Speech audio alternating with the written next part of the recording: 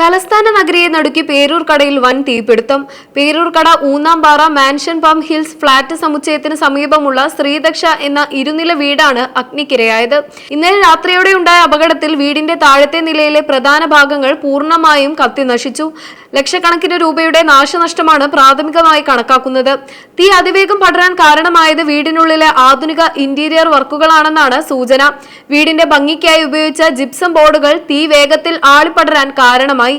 കൂടാതെ ഭിത്തികളിലും മറ്റും നൽകിയിരുന്ന തടി കൊണ്ടുള്ള പാനലിങ്ങുകൾ ഇന്ധനമായി മാറിയതോടെ തീ നിയന്ത്രണാതീതമായി. അഗ്നിബാധയിൽ വീടിന്റെ ഗ്രൗണ്ട് ഫ്ലോറിലെ താഴെ ഭാഗങ്ങൾ പൂർണ്ണമായും കത്തി നശിച്ചു. വീട്ടുപകരണങ്ങളും പാത്രങ്ങളും ഉൾപ്പെടെ കത്തിക്കരിയുകയും വിലപിടിപ്പുള്ള ഫർണിച്ചറുകൾ ഉപയോഗശൂന്യമാവുകയും ചെയ്തു. തീപിടുത്തത്തെ തുടർന്നുണ്ടായ അതിശക്തമായ ചൂടിൽ മുകൾ നിലയിലെ ഇലക്ട്രിക് ഉപകരണങ്ങൾക്കും കാര്യമായ കേടുപാടുകൾ സംഭവിച്ചിട്ടുണ്ട്. ഏകദേശം 15 ലക്ഷം രൂപയുടെ നഷ്ടമാണ് ഉടമസ്ഥൻ കണക്കാക്കുന്നത്. വിവരമറിഞ്ഞ ഉടൻ തന്നെ തിരുവനന്തപുരം ഫയർ സ്റ്റേഷനിൽ നിന്നും 2 യൂണിറ്റുകൾ സ്ഥലത്തെത്തി. ഫ്ളാറ്റ് സമുച്ചയത്തിന് സമീപമായതിനാൽ തീ പടരുന്നത് വലിയ ആശങ്കയുണ്ടാക്കിയിരുന്നു.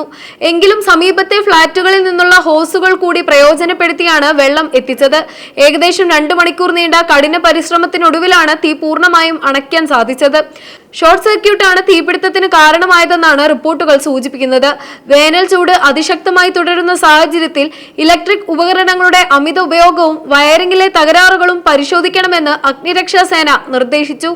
ഈ അപകടം നമ്മെ ഓർമ്മിപ്പിക്കുന്നത് ഗാർഹിക സുരക്ഷയുടെ പ്രാധാന്യമാണ്. പ്രത്യേകിച്ച് കൊടുംചൂട് തുടരുന്ന സാഹചര്യത്തിൽ ഇലക്ട്രിക്കൽ വയറിംഗിലും ഗൃഹോപകരണങ്ങളുടെ ഉപയോഗത്തിലും അതീവ ജാഗ്രത പാലിക്കേണ്ടതുണ്ട്.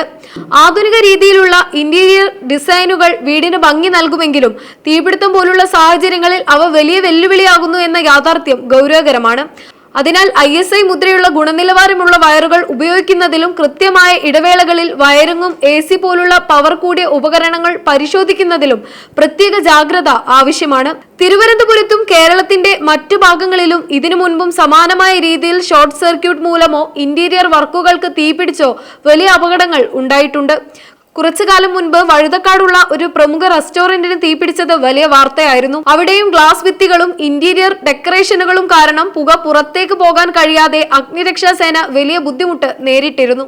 ആധുനിക രീതിയിലുള്ള ജിപ്സം സീലിംഗുകളും തടി കൊണ്ടുള്ള ഇന്റീരിയർ വർക്കുകളും വീടിന്റെ സൗന്ദര്യം വർദ്ധിപ്പിക്കുമെങ്കിലും തീപിടുത്തം പോലുള്ള സാഹചര്യങ്ങളിൽ അവ ഇന്ധനമായി പ്രവർത്തിക്കുമെന്നതിനാൽ നിർമ്മാണ വേളയിൽ തന്നെ അഗ്നി സുരക്ഷാ മാനദണ്ഡങ്ങൾ പാലിക്കേണ്ടത് അത്യാവശ്യമാണ്. ഒരു ചെറിയ സ്മോക്ക് ഡിറ്റക്ടറോ ഫയർ എക്സ്റ്റിംഗ്ഷറോ വീട്ടിൽ സജ്ജീകരിക്കുന്നത് അപകടത്തിന്റെ തുടക്കത്തിൽ തന്നെ പ്രതിരോധിക്കാൻ സഹായിക്കും.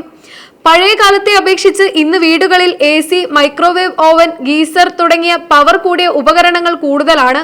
ഇവയെല്ലാം ഒരുമിച്ച് പ്രവർത്തിക്കുമ്പോൾ വയറിംഗിൽ അമിതഭാരം ഉണ്ടാകാൻ സാധ്യതയുണ്ട്.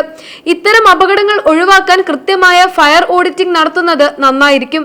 പേരൂർക്കടയിലെ ഈ സംഭവത്തിൽ നാട്ടുകാരുടെയും അഗ്നിരക്ഷാ സേനയുടെയും സമയോചിതമായ ഇടപെടൽ ദുരന്തത്തിന്റെ വ്യാപ്തി കുറയ്ക്കാൻ സഹായിച്ചു.